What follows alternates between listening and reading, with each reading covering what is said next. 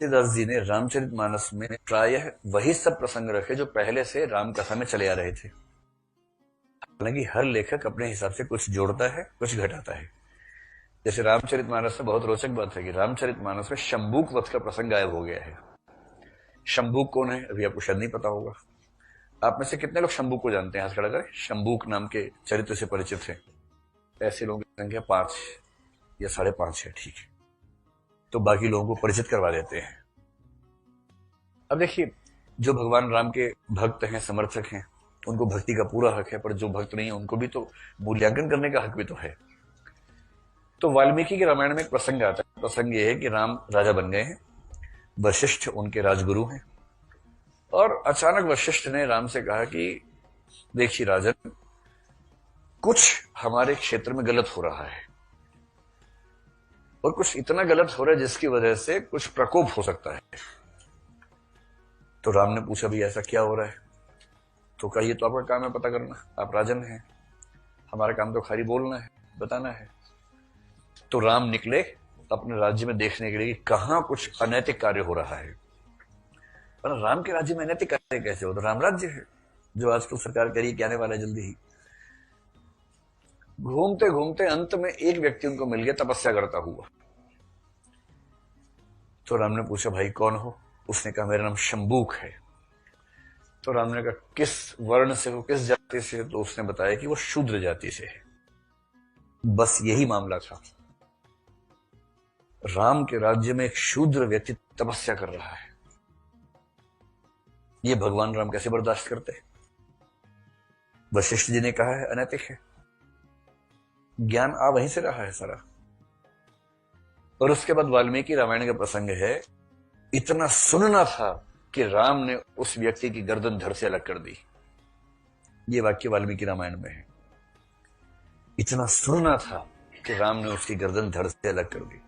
कल से तलवार बनी, खचाक से गर्दन उड़ते हुए शूद्र होकर तपस्या करेगा, वो भी राम के राज्य में। आपको अच्छा नहीं लग रहा होगा ना कि ये भगवान राम पे सूट नहीं कर रहा है ना? असल में राम कोई एक व्यक्ति नहीं है, वो तो समय के साथ बदलती हुई छवि है। फिर भवभूति है, उसे काफी समय के बाद उन्होंने पुस्तक लिखी उत्तर रामचरित नाम से, बहुत प्रसिद्ध पुस्तक है। भवभूति के सामने भी यही समस्या आ गई कि शंभूक क्या करे भाई। राम गए, पूछा कौन हो भाई? शंभूक किस जाति के हो? शूद्र। अच्छा।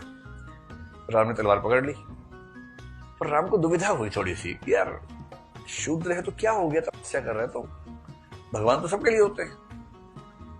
और फिर राम ने सोचा कि मैं कौन इन चक्रों में पड़ेगा, ऋषि मुनि से कौन बहस करेगा। थोड़ी देर सोचने के बाद राम ने उसकी गर्दन काट दी उत्तर रामचरित में। फिर तुलसीदास आए, रामचरितमानस में ये प्रसंग है ही नहीं। क्या लगता है तुलसीदास भूल गए होंगे या जानबूझ के छोड़ा होगा? जानबूझ के छोड़ा होगा, क्योंकि समय बदलने पर समझ में आता है कि शंभूक को नहीं बचाना है, राम को बचाना है। क्योंकि आज के जमाने में अगर आपने ये प्रसंग लिख दिया कहीं, तो खतरा शंभूक को नहीं है। शंभूक का वोट बैंक पक्का है इस समय राम का इलेक्शन खतरे में पड़ जाएगा। और इस वजह से हर लेखक अपने समय के हिसाब से पुरानी कथाओं में परिवर्तन करता है। सीता का परित्याग रामचरितमानस से गायब हो गया है। अब तुलसीदास को लगा कि गायब कर देना चाहिए, और वाल्मीकि को पढ़ेंगे थोड़ा और उसके आसपास पढ़ेंगे तो बड़ा खराब लगता है। एक पुस्तक में एक प्रसंग आता है, एक लेख मैंने पढ़ा, पुरुषोत्तम अग्रवाल जी का लेख था शायद, तो उन्होंने संस्कृत का एक कथन कोट किया। वाल्मीकि रामायण का है या उसके नजदीक की किसी रचना का है, आप चाहेंगे तो मैं उसको ला के दिखाऊंगा। जब राम युद्ध जीते रावण से, सीता मुक्त हुई, सीता जैसे फिल्मों में तो भागते हुए नायक नायिका एक दूसरे को भाग रहे स्लो मोशन में, वैसा दृश्य बनना चाहिए था कि भाई इतने दिन के बाद फाइनली इतना बड़ा युद्ध जीतने के बाद हम लोग मिले हैं, मजाक थोड़ा ना है। हिंदी फिल्मों में तो नायक नायिका मिलते हैं, नायिका का पिता जैसी हार मान लेता है, फिर देखिए क्या दृश्य बनता है उसके बाद। तो सीता प्रफुल्लित हैं कि मेरे राम ने रावण को नष्ट कर दिया और फाइनली मैं अपने घर जाऊंगी। तो राम के पास आ रही है, राम समझ गए थोड़ा ज्यादा खुश हो रही है ये तो राम को लगा ठीक कर दो, ज्यादा खुश नहीं होना चाहिए। तो राम ने कहा रुको सीते। सीता रोगी, बोला शायद पूजा पाठ करनी होगी पहले कुछ। तो राम ने जो वाक्य बोला है ना, बड़ा खराब वाक्य बोला। मैं तो बोलते हुए मेरी जबान कट के गिर जाएगी, तो बोलना होगा, क्या करें। तो ऐसा वाक्य बोला है, और वो वाक्य ये है कि हे सीते, अगर तुम्हें लगता है कि युद्ध मैंने तुम्हारे लड़ा है तो तुम्हारी गलतफहमी है। युद्ध तुम्हारे लिए नहीं लड़ा है, युद्ध अपने कुल के सम्मान के लिए लड़ा है।